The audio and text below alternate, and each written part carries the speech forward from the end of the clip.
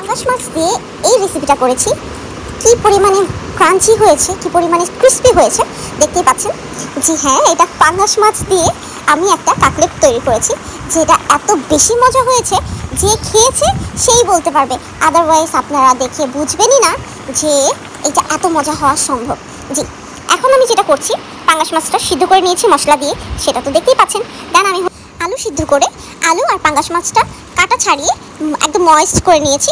তার মধ্যে আমি একটা ডিম দিয়ে দিয়েছি। আলু সিদ্ধটা আমি দেখাতে পারিনি, একদম শর্ট টাইমে করেছি এই জন্য। তো আমি মুখেই বলে দিলাম যে আমি আলুটা সিদ্ধ করে হাত দিয়ে চটকে ময়েস্ট করে নিয়েছি এবং পাঙ্গাস মাছটা আমি ছাড়িয়ে মানে কাটা ছাড়িয়ে সুন্দর করে ময়েস্ট করে নিয়েছি। তো এটা আমি সুন্দর করে মেখে নিচ্ছি। তার সাথে আমি যেটা করব, চালটাকে আমি সুন্দর করে ব্লেন্ড করে গুঁড়ো করে নিয়েছি, একদম সুজির মতো করে। যে কোনো চাল আপনারা করে নিতে পারেন। সেই চালটা আমি সুন্দর করে এটার সাথে মিক্সড করে দিলাম। এখন আমি দেবো হচ্ছে নাগামরিচ। এইটা যে কি টেস্ট ভাই, এটার টেস্ট আমি বলে বুঝাইতে পারবো না।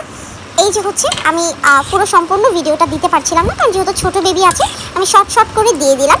তারপর আমি সুন্দর করে ছোট করে কাটলেট টাইপের করে ভেজে নিচ্ছি। এই হচ্ছে আমার কাটলেট, যেটা অনেক বেশি ক্রিস্পি হয়েছে এবং দেখতেও অনেক বেশি লোভনীয়, খেতেও দারুণ ভাই। একটা বাইটে ক্রিস্পি আর তো মজা, উপরটা টোটালি ক্রিস্পি ও গরম। এখানে অনেক নাগামরিচ দেওয়া অলরেডি, এটা আমি আরো বেশি করে দিছি আমার জামাইয়ের জন্য। এখন এটাকে আমি হচ্ছে উপর থেকে কোনো রকম, আমি তো এক হাতে আসলে ভিডিও মেক করছি, কোনো রকম যেন হাতে না লাগে। হ্যাঁ, এত বেশি ঝাল এটা, মানে আমি বলে বুঝাইতে পারবো না, এত বেশি ঝাল। এটাকে আমি জাস্ট এইভাবে হচ্ছে ওর জন্য বানাচ্ছি। এই লাস্টটা আমি এইটার অর্ধেক, এটা কিন্তু অনেক বড় একটা মরিচ, আউচ, এটা অনেক বড় একটা মরিচ, এটার অর্ধেক আমি এটার মধ্যে দিব। ওর অনেক নাগা জিনিস খাওয়া পছন্দ, আজকে নাগা খেয়ে হাগা ছোটাবো। সো দেখতে পাচ্ছেন আমি কিন্তু মরিচ অনেকখানি কেটে দিয়েছি এবং এগুলো আমি ভিতরে ঢোকাই দিব কেচে দিয়ে, কারণ হচ্ছে আমার হাতে এমনিতে অলরেডি মুখ হাত সব জ্বলতেছে। আমি তারপরও এটা লাগিয়ে দিচ্ছি উপর থেকে। ও শিট, মানে আমি যতটাই ট্রাই করতেছি যেন আমার হাতে না লাগে, তারপরে সেই লাগলোই। আচ্ছা, সমস্যা না, ব্যাপার না।